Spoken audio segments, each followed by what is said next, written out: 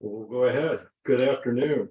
My name is Tim Cole. I'm the Associate Dean for Academics in the College of Liberal Arts and Sciences and a member of the CUGR Advisory Board. And I've been asked to convene this session entitled In Love with Art and Research, apropos of Valentine's Day. So welcome everybody. Glad you could make it. I'm happy to introduce our panelists, Andy Murray, Professor of Art, and Susan Smith, Graduate Coordinator for the Intermediate Programs, who are kind enough to join us today. They each have some comments about the question of art and research, and maybe why we should love it. And then we'll save questions for the end. If you would put your questions in the Q&A feature of your Zoom program there, that would be terrific. I guess the one thing we didn't flip a coin who wants to go first. So I'll let you two look at each other across the Zoom screen and decide. Over to you, Andy. How gracious. Thank you so much. Thank you. Maybe, yeah. And we can decide if you'd rather toss it back and forth and sort of address the same questions or just have me plow through. I'm happy either way. I'm Andy Murray. Thanks for the lovely introduction. I teach in the first year studios here at the University of Art and primarily 3D design at the moment, and also have taught the capstone class in studio art as well. My own research centers in sculptural practice, making both objects and installation. And I'm very interested in sort of both individual and collaborative art. Shall I continue, or Susan, would you like to introduce yourself and trade off? What makes the most sense? I could. I'm Susan Smith. I'm the coordinator and faculty in the intermediate program. And the intermediate program in itself is, as a graduate program, is a research driven, obviously. So students are working with their concepts first, but we have people doing research in material processes like CNF and different nanocellulose fibers and just many different ways. But my own practice really focuses on ways to create a sustainable practice in an unsustainable world, I guess I would say. And so currently working with the forever chemicals and PFAS as the focus of the research.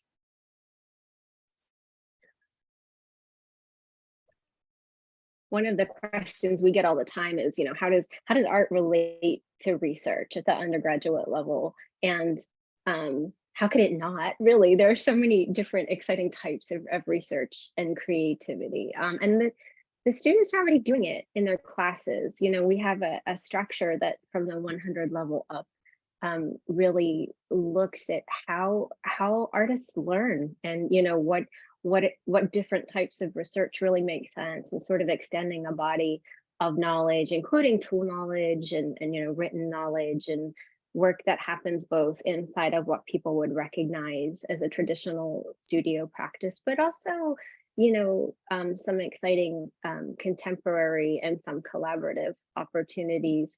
And we have three parts of our department. We have majors in art education who are doing exciting research and reading about different ways humans learn, but they're also writing curriculum and teaching classes and enacting workshops. And so they're already, again, starting to really pursue research at the 200 through 400 level.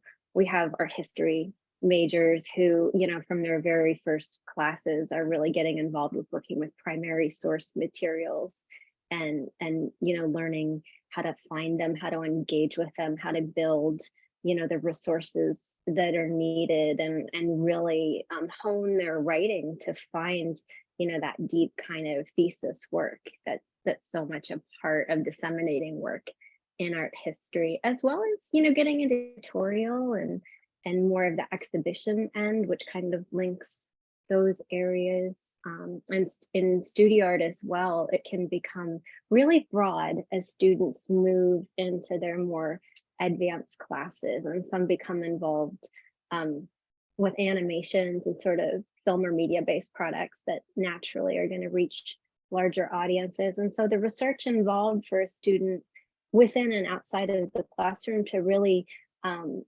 become adept with not just the production end, but really understanding how aesthetics shape and are shaped by the world. It's really exciting. And that's just one studio area. I mean, I could just keep talking through the whole, but maybe I'll wait for questions about specific studio areas if that's the case. And Susan, what kinds of research are your students working with? I think it really began in earnest during the pandemic when we partnered with the Center for Artistic Activism out of Boston and Vanderbilt University, and we started to do projects that would allow us to create projects collaboratively and do exhibitions and work with what was happening, and so I think it's really important, especially at the graduate level, that they realize that they're situating their work right here with what's happening next to them while they're in their studio creating that life is happening. And of course it was then. So they created a series of pieces working with scientists, and Vanderbilt was working with the development of the vaccine, but more about the equitable distribution of the vaccine. So the students started to work on projects that connected them globally with other students, but photographers, writers, just doctors, all kinds of people. And so that was really great. It started us really thinking more outside our silo about interdisciplinary collaboration. And so since then, I mentioned we're working with, I think we've got 8 students, along with climate science students, working on cellulose nanofiber as a material, as an art material, and it's still in its infancy in terms of what it could possibly do. And they're playing with that and have had exhibitions and media attention. I think the project, I guess it's 2 weeks old, that we're presently really diving into is working with two areas. One is the School of Forest Resources. So they're really trying to use art, and we're collaborating with them to create an interactive unit that promotes forestry in ways they feel like they want to be seen, things that don't get seen, and using some of the materials that they're making, the cutting edge materials, to create this interactive mobile unit that is gonna go, it launches in March. And so we're working with them. They're helping us supply content. And so we've got students working together. And that's been really a learning experience about how does art work not just as window dressing or illustration for science. And so I think in terms of the research, that's been the biggest hurdle and learning curve. And we started to be more successful with that after we're about a year in with this project. And so last week we launched a project with environmental engineering, working with Onur Alpul and 8 graduate students, and they'll be paired with 8 other art students, so one-on-one, to create work around water and water sustainability, water scarcity. It's brand new, so we don't know exactly what's going to come of that, but that's the first time we've actually taken 2 actual classes in their curriculum and melded them together. And then at the end of last week's session, Onur decided that he and I should collaborate as well. So another level of collaboration. And so we'll be meeting during our class times kind of overlap. And so we'll be meeting at the same time each week, both groups together. So to be determined exactly what the work's going to look like, but there'll be an exhibition in Stewart Commons in April during Main Impact Week. So it's an ongoing process about, those ideas of collaboration. So the research aspect for them, they're used to, is their own concept and their own process. Maybe environmental or placemaking or whatever it is they're making work about. And it moves into a whole nother level of collaboration, right? When they're working with science and working with students that might not get their jargon and we might not get theirs. So that's been really exciting for us. So that's I think the most recent development. in We have- hearing I'm curious in hearing your comments. It just sounds, in some sense, is it fair to say that the melding of art and research, or research in the realm of art, is inherently cross-disciplinary? I mean, the things you're describing are, it's not just sort of ensconced in your studio or what have you. You're reaching out to multiple disciplines. Is that is it fair to say that? And B, is that a relatively new kind of development? Or has this always been the case in your view? It's new. Yeah, it's new. I mean, there's been a move with the University of Maine Arts Initiative for the Vice President of Research Office, and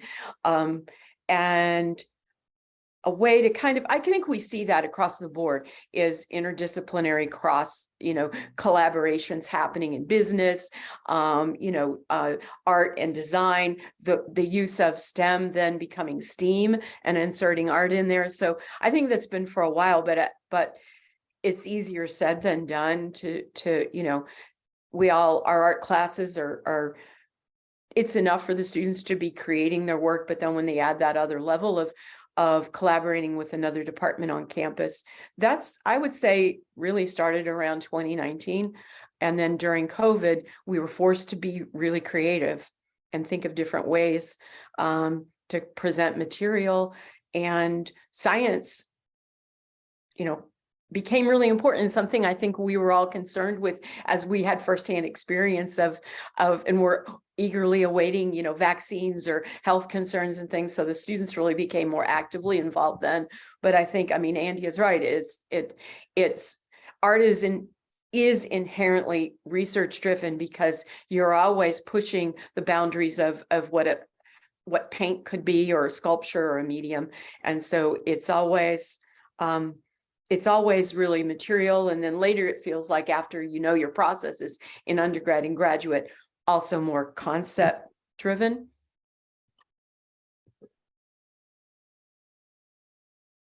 Andy, did you want to add? Oh, I think it's both. I think there's some really new, exciting sort of marriages and relationships between art and science. And I think there are also, and I think what Susan said doesn't at all refute this next part, is that there are also great historic examples of when the definition of art at different times and in different places was way more blended with science. And then later we kind of separated them, perhaps unnecessarily. And so I think it's really fascinating how those relationships between how disciplines are named sort of shift taxonomy and change over time. And I'm very excited that we're, in a time where there's a questioning and more involvement between disciplines again. And it's great. We have, I think if ever, you can sort of stop and think of examples of, like the most famous, Da Vinci, and how an architect that built an incredible cathedral had the knowledge of, what we would consider an architect today, but also an artistry and a level of,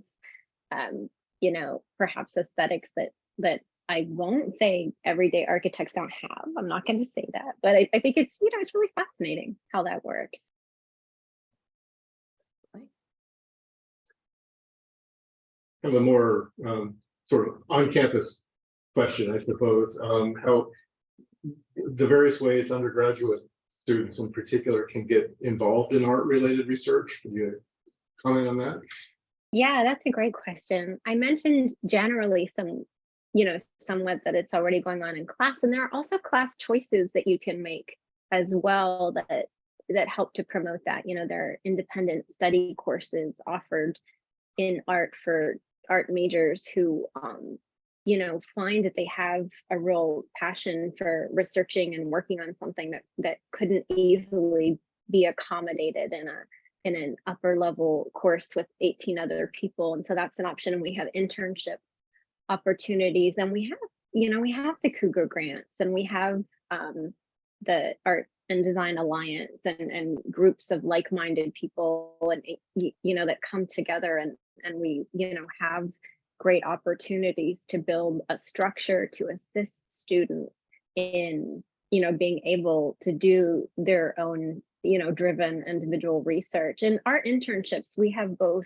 established internships with other entities, including Zillman Museum downtown, which is a curatorial based operation. But we also have the opportunity for a student to design their own internship, and we essentially sponsor that and work with their outside partner to find a way to make it a really useful investigation for them. And those have included sort of a wild and wide array. Some are very, very sort of in a way business oriented, where they're exploring different types of graphic software, but in a real setting. Like, how does this work?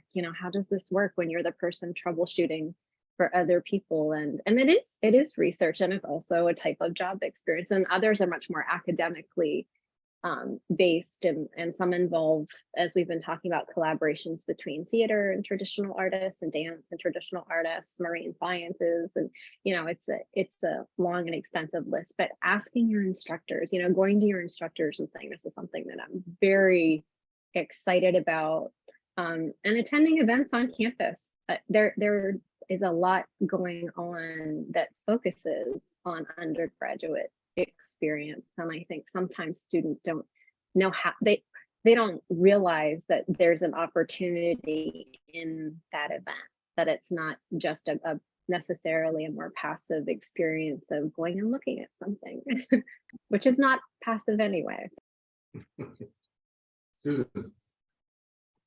I agree. I mean, I think we don't always, we get so busy, we don't always take advantage or check out the events that are going on. And to that end, we have a really open community at Stewart Commons, both the undergrad and the grad.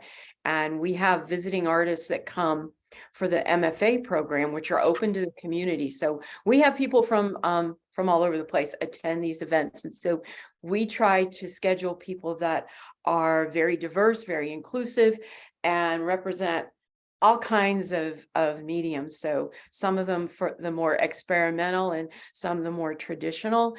And then we have workshops. We have the Indigo Arts Alliance out of Portland that's coming to do a vessel making workshop. And all of those are able to be attended. We publicize those, and anybody that drives by at any given moment on the football field on the big digital screen is likely to see our takeover of that screen, because we have a graduate assistant that has made it their life's work to create graphics for that screen. So at any given moment, you're likely to see what's next happening. But in addition, I think we are actually already doing that, because we have climate science students working with artists on the cellulose nanofiber.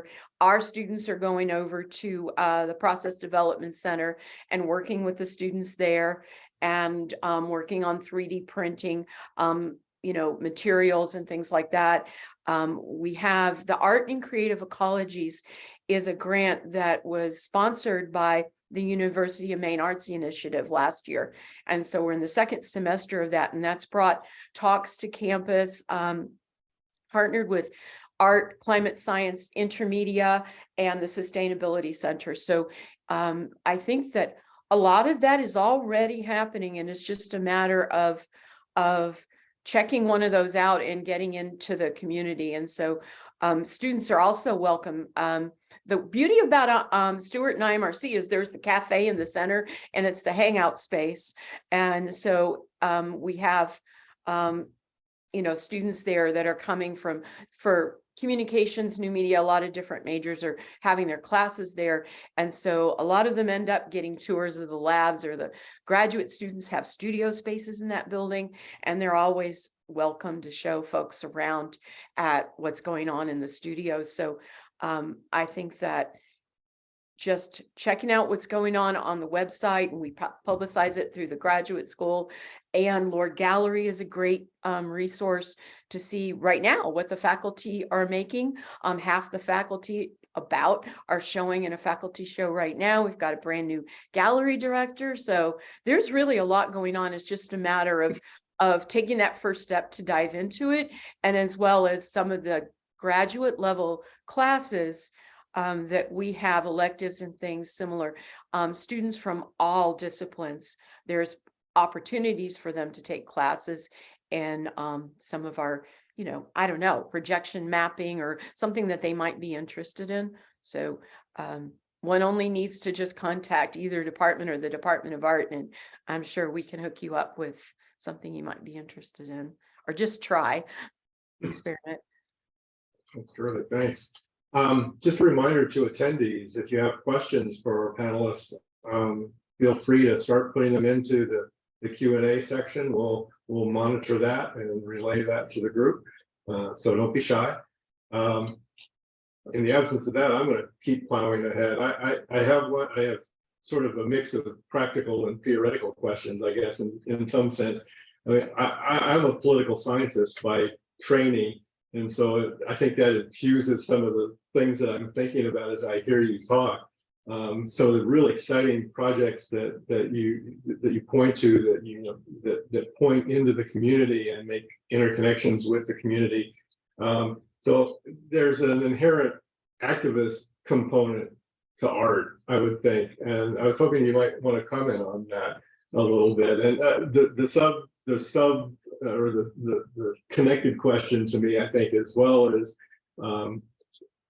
I was thinking about this morning as I was doom scrolling on the Washington Post that you know, sometimes terrible times make for great art, and I wonder too, on such a happy day as Valentine's Day, if there's something to that, or if I'm just a gloomy political scientist. I'll stop with that. That was vaguely the question. No, I think, you know, it's absolutely right. And I can mention a couple, like, just very real world examples. Some gloomy, some not, you know, but there's a lot that needs to be changed and shifted in the world, and artists have a you know, way of bringing different ways of knowing and experience to people, and bringing them together in ways that can be safe for them to make changes in a broader sense. And that's really exciting. Everything from, you know, work, and sometimes, you know, Susan mentioned earlier, like, art isn't just decorative, but sometimes getting a little decorative message in there while you're on a water protest or whatnot really shifts people's understanding of things. Like UNESCO World Heritage Sites, you know, had such an upswing when photographers and other artists started bringing images of these very special places in the world to a wider public audience, and people realized we can't lose those, you know, we have to protect those areas. So there are thousands and thousands of examples of how, you know, just like even sometimes something as simple as bringing a graphic message to a bigger place can make a difference. And then there's the like boots on the ground activism, which artists are also really great at, spectacle and enacting things. And it's important because it challenges people, and it challenges them in a way that's really, really necessary, and gives voice and sometimes protection to people who don't have either, and needs to be done on a regular basis. And then in ways that, again, even our students in class do things that create meaningful change. Or, you know, our art education students work in service learning classes, and they find local partners who want to enact changes, and then they build their class with and around that group's wishes and needs. And they've done things like partnered with, you know, Shaw House that works with homeless teens, and they said, you know, what we really need is a way to afford musical instruments and have joy in music, and you know, and it really will enact a change in the kids' lives, which is not what the art education students at all thought was going to be the answer, but that's what they did, and they worked, and the students made art that they sold to then be able to afford to buy musical instruments and have their, you know, community sort of band. I mean, it's awesome, and you can see some of that on the art website as well. And a more recent project with that same group of majors was working with an edible landscape project out on a piece of reserve land, and there were, you know, people that are, you know, working with the local indigenous community and worried about access to food and access to land, and knowing the real names of plants, and how, you know, how should this world really work, you know. And so and they did some fundraising there, and you know, brought a different, and made some signage that made people who were sharing the space aware of some of the plants and their role in a local ecosystem and food system. And so, you know, it can be as broad as, you know, how many times can we bang the drum for climate change? Let's get it done.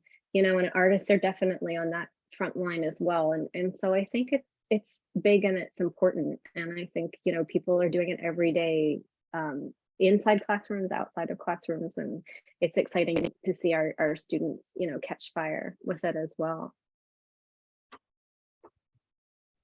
I agree.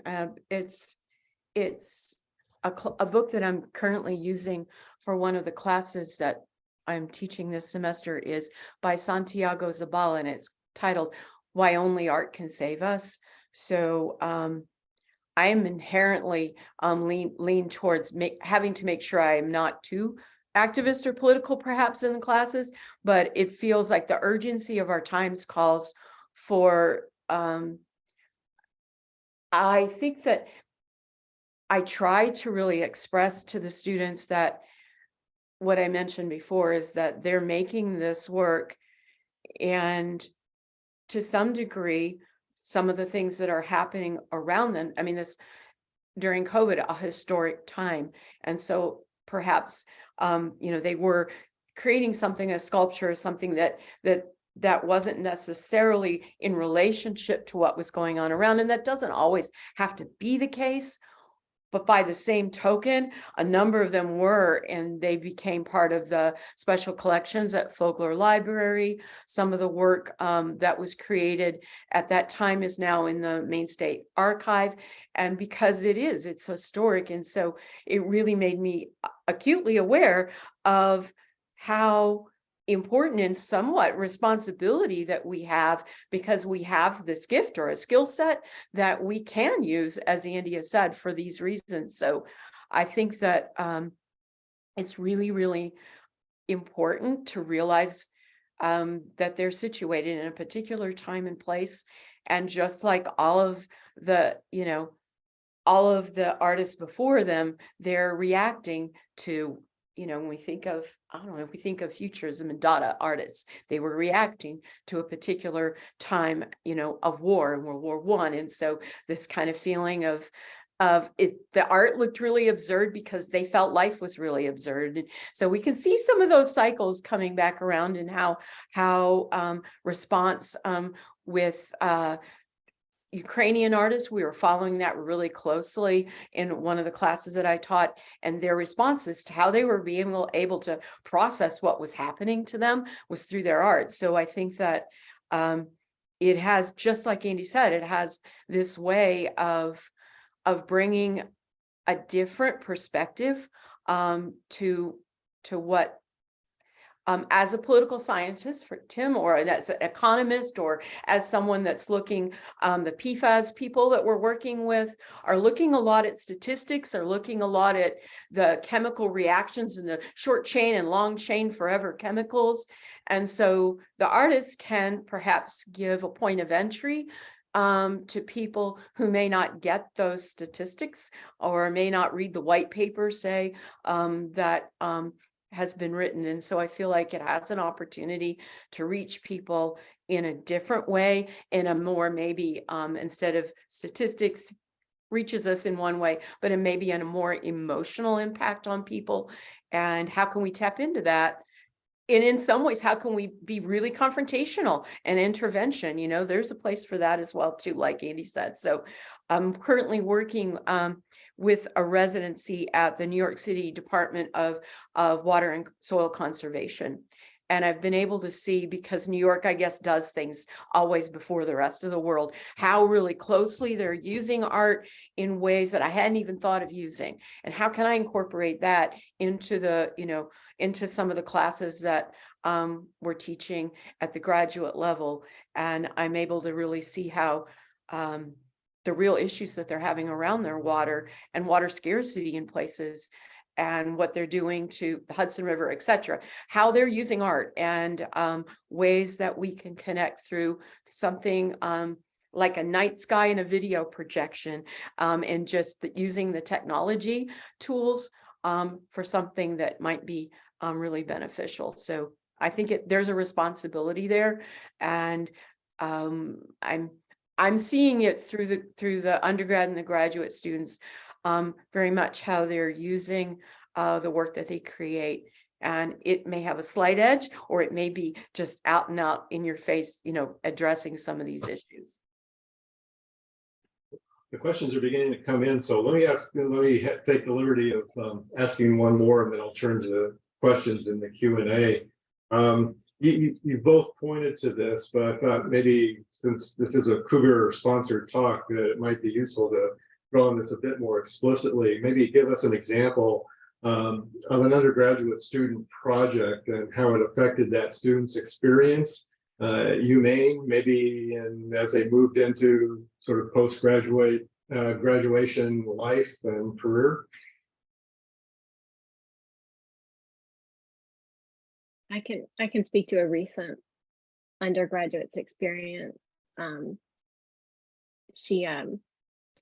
Delaney Burns, recent graduate, marketing and studio art major, and she became really interested from a personal family experience out, taking hikes out west and seeing these beautiful bristlecone pine trees, right? And she, as primarily a printmaker, was really fascinated with their bark patterns and the way they seem to be these twisted, wizened, dead-looking trees that she found out later were hundreds and hundreds and sometimes thousands of years old. And so as she started to investigate, she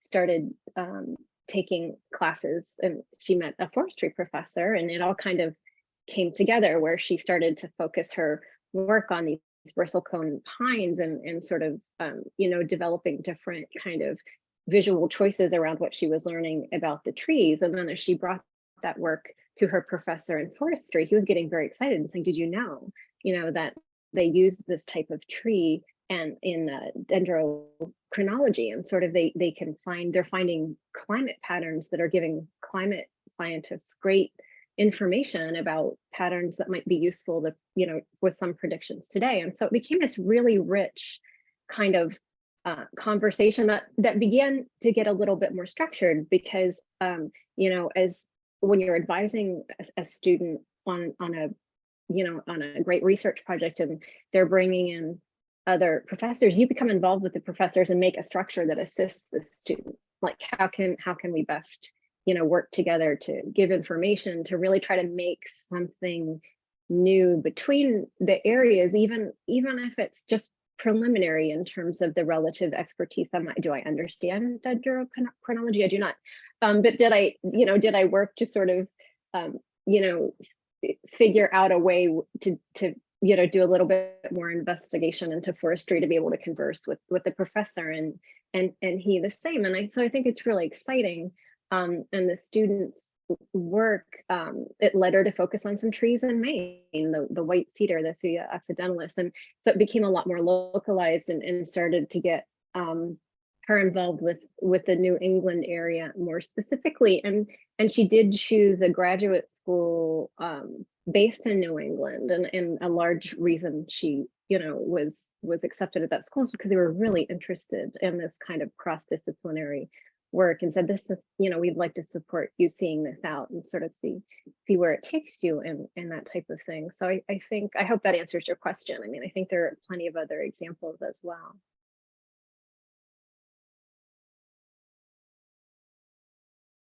Susan, thoughts? I know you're mostly on the, thinking in terms of the graduate component, but. Yeah.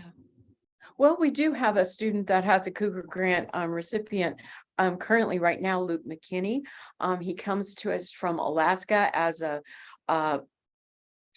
photographer, and has a project going with NASA scientists, and really looking at ideas around geography, space, and climate change. Specifically for him is located in the mountains in Alaska and mining communities and things, but it's offered him a collaboration with a researcher and a scientist, and also the funding to do a project. And I think that's the best thing, is that these kind of grants allow students to get technology materials that can really expand what they can do with their own limited student budget, they may have great ideas and have the capacity, but maybe not the funding to actually pursue these things. And so it's been really great for Luke. And although not a recipient of a grant, I can also say that we've had students, Siglinde Longholes went through the MFA program and then the interdisciplinary PhD program, and is teaching at a university in Mexico, and is just really devoted her whole practice during both programs to working with the philosophy department, the sociology department, and environmental science. And her most recent work is published and has had international exhibitions around imagery that she's collected and worked in textile, but it's research being done around silkworms, and that connected to some research that we're doing here, obviously, on bronze-tailed moths. So there's all of these, and so she's doing some different kind of projects like that. So I mean, there are many success stories of folks now that have gone through. An art program teaches you to think creatively, teaches you to think of solutions in a little bit different way. And a lot of them, obviously now the role of technology is really important. Some basic knowledge of that as well, but there's a lot of ways that these students are using research in their work that goes, post-university. And I guess our most recent will be Anna Martin, who will be completing her doctoral program in May, and she's the doctoral assistant for the intermediate program, and she's come through the MFA, and she's the lead on our current collaboration with the School of Forest Resources. She's writing her dissertation on arts-based research and working on these collaborations with science. And so it's just really exciting to see the work being done at the university and the way that the university itself is promoting this to happen. It's encouraging us to move out of our studios and silos and to make these collaborations happen. So I think that I can see that brewing right now in the current body of students that we have. And 3 of 14 interdisciplinary PhD students that have as kind of their home base within intermedia and other disciplines, but that we're working closely with, are really working in cross-disciplinary collaborations with the sciences as part of their research. Terrific, thanks. I'm going to move into the questions that are showing up in the Q&A, so I'll just read them out, I guess. Cheryl asks, as you gain experience with having students and faculty from different disciplines work together on art, research, science projects, are you noticing any unexpected results or interesting synergies? For example, might a science major discover that engaging in an art project enhances their scientific learning and creativity? We have had that. Yeah. Oh, go ahead. Susan, you can go ahead.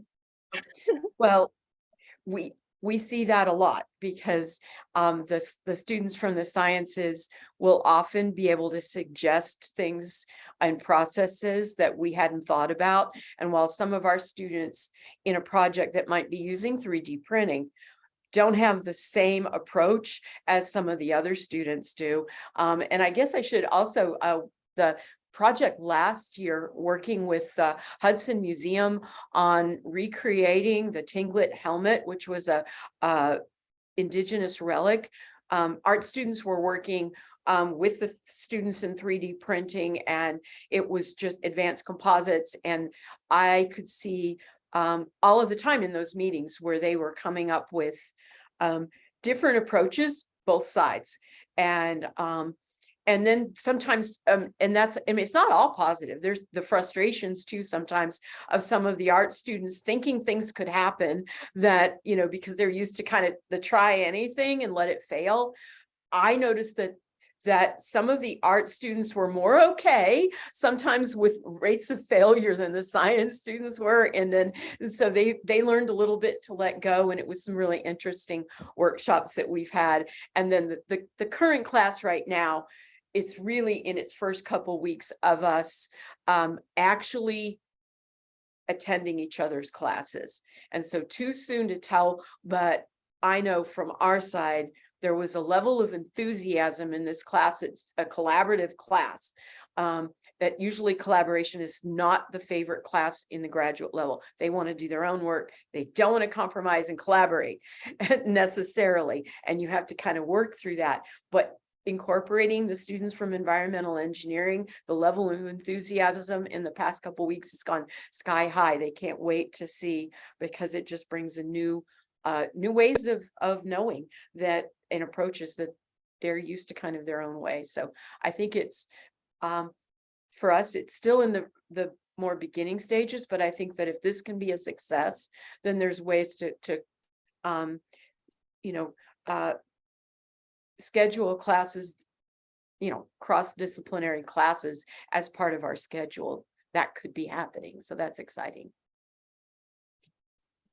I really liked what you said, because I've heard this from different science professors and instructors who've worked with our students. They said they're really good at tolerating ambiguity, and like some students struggle with that so much in the sciences that they talk themselves out of things, and they wash themselves out of programs, or stop looking for at a certain way really actively. And we've also gotten a lot of good feedback about like just basic observational skills. What you name when you see it really is what you understand, that can create a whole new meaning. So learning, visual literacy is hugely important in the sciences. It's huge. And so, and some also the collaborative skills too. We've received a lot of really great feedback about our students having a different understanding of how to work with people that can really further research initiatives in many different ways, including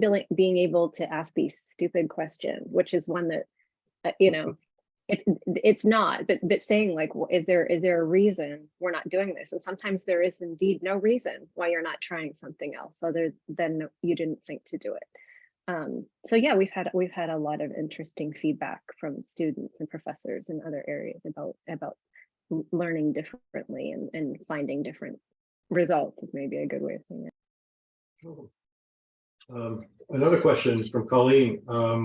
When thinking about the intersection of art and research, I'm curious how the research is structured from the onset of a project or semester from the academic side, and how the research conclusions and findings are presented. Does it follow a similar structure to other research-oriented fields or departments on campus, do you think?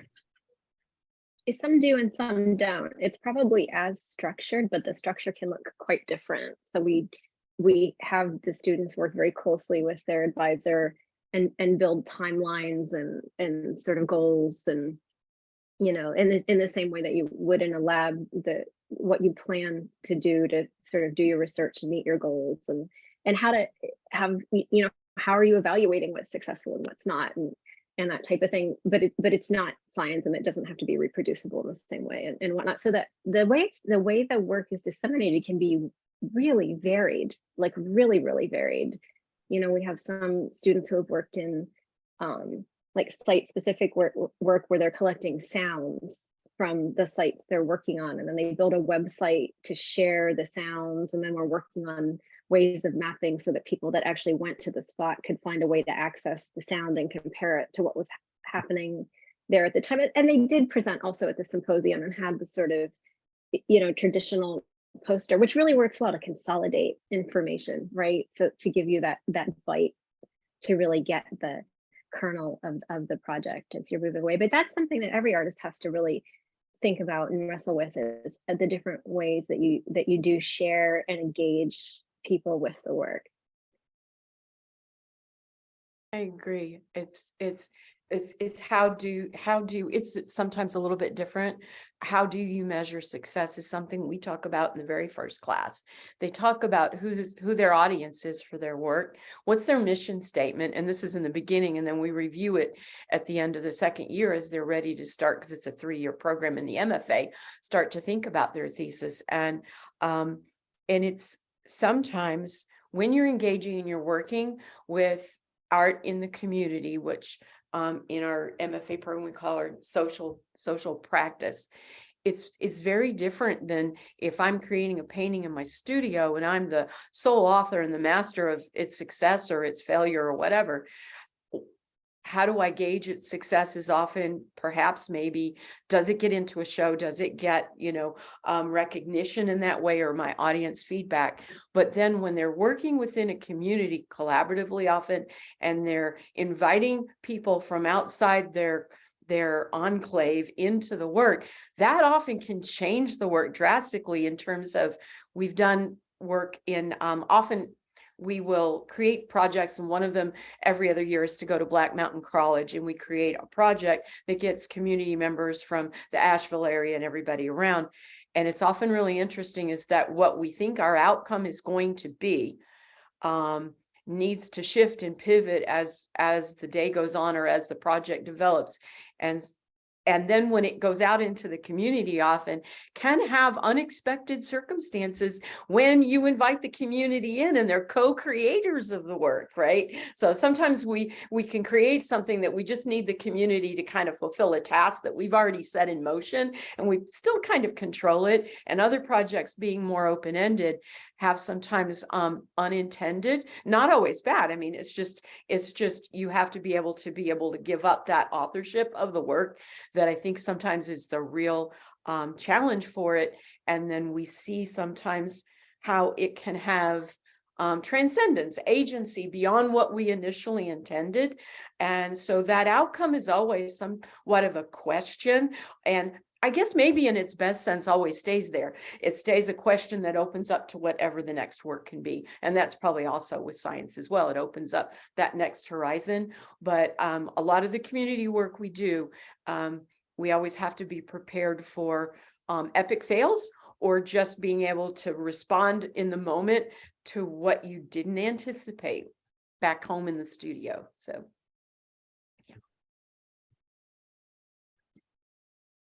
One more question here in the Q&A. Sean asked this: how can UMaine better teach practical ways of not only research, but how art is integral to problem solving in all disciplines? Can you define specific examples of not only activism, but engaging within established disciplines like engineering, design, and technology to redefine what art is and how it leads to novelty and quality within existing frameworks on contemporary problems? He says that is making art matter again. There's a lot there.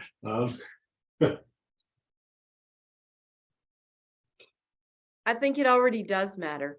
I think it does matter. I don't think it's a question of mattering again.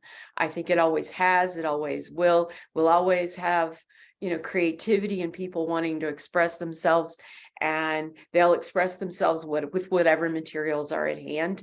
No, lack of materials doesn't mean lack of creativity and artists. And I do think that it's important, though, to recognize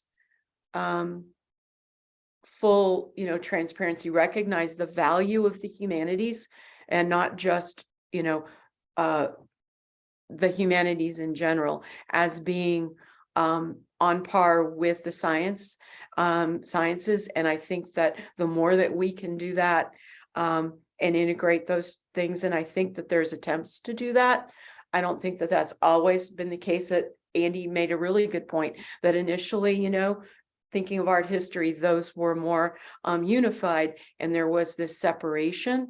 And I will admit to looking at things from a patriarchal / feminist lens and say that the more that we can work, this is my catchphrase that I say oftentimes in class, in that the more that we can work with and not on top of, the better that we'll be. The more that we can think of more than human collaborations and interspecies collaborations.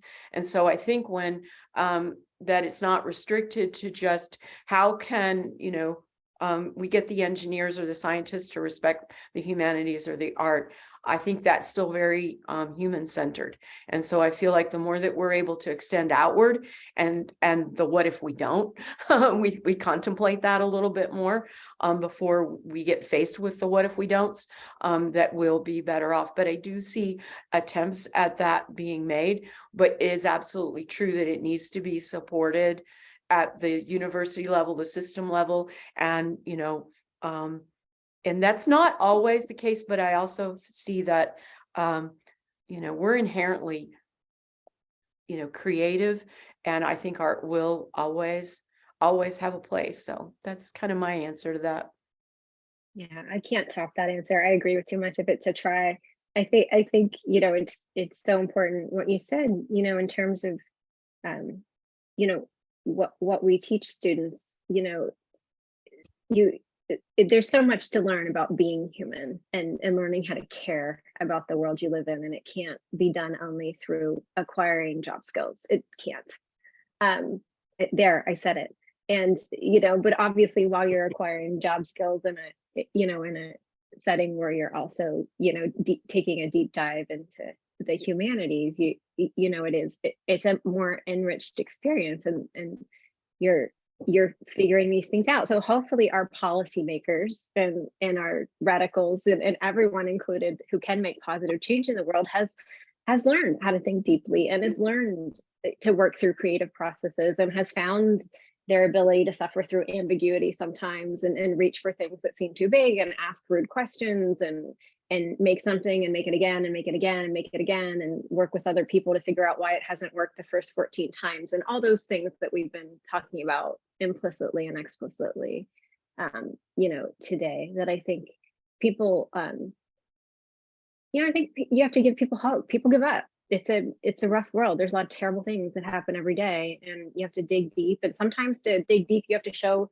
people the real horror of what's happening, and find a way to not get desensitized to it. And I think that's part of what art, that's part of the line that artists walk as well, is how to find hope when things really don't give it to you. So I think, yeah, it's a big question you ask people in the Q&A. Thank you for that. So I think the university has a better outlook in a lot of ways on it than some other places of learning might. So I think hang in there, take humanities classes, do the right thing. Very good. We're beginning to wrap up. I don't see any more questions in the Q&A. So I guess what I'd like to do is to maybe offer, give you both an opportunity for a couple final thoughts. I don't know how we top the final things that you just said, but if you had anything else to add, now's your chance.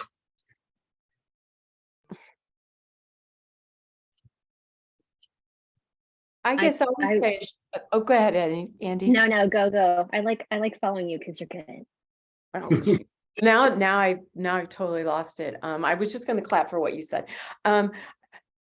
Really, I feel like this is a great opportunity, though, these platforms like this, to reach people that we wouldn't have been able to. And so some of the folks maybe that are artists that are in the audience, or science students, or whoever community is, that there's a lot of ways to participate. And it's also, in all transparency, it's easy not to, right? It's easy to, I get motivated and go, yeah, I'm going to do this. But sometimes I've found that for the students and myself, once I dive into the project, and then it feeds me, it feeds me. And so initially it was really difficult to be interested in forever chemicals, and feel like I wanted to create a practice that addressed or worked around that issue, and to make those first steps forward to figuring out who on campus. And I mean, there's a ton of people, but making those first steps was really hard.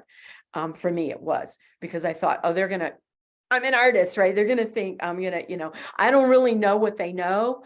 But then I also realized that they don't know what we know. And it took a while for that confidence to happen and feeling like I could approach Maine Farmland Trust or places like that. Common Ground and things, those folks that are working with those issues. And it feels like one thing kind of builds on another. And so my hope is that, you know, something like this and the work that we're on grants now with NSF and science, they've asked the arts to be part of that. And so I do think that that's right now, it's exciting, and it's exciting, but it also, it's being willing to do the work. And so it's getting in there and doing the work and having some epic fails in my studio around me. There are epic fails, and there's some that I think are kind of successful. And it's a kind of aggregate conglomeration of all of this. So we're going to stumble as we work through these kind of things. But I think it's great that the students do have the CUGR grants to kind of push them forward in their ideas. I agree. I think don't be afraid of what you're actually interested in and ask for help. Like, just, you know, unabashedly. I don't know how to get this done, but I'm really, really interested in it.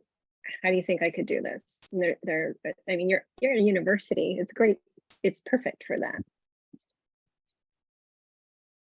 Very good. I think we're nearly at time, so we've done very well. I wanted to thank our panelists, Susan Smith and Andy Murray, very much, and all you in attendance, and thanks for the great questions. Appreciate your participation, and I'm going to, I think, officially give you back 4 minutes of your day. So thanks very much.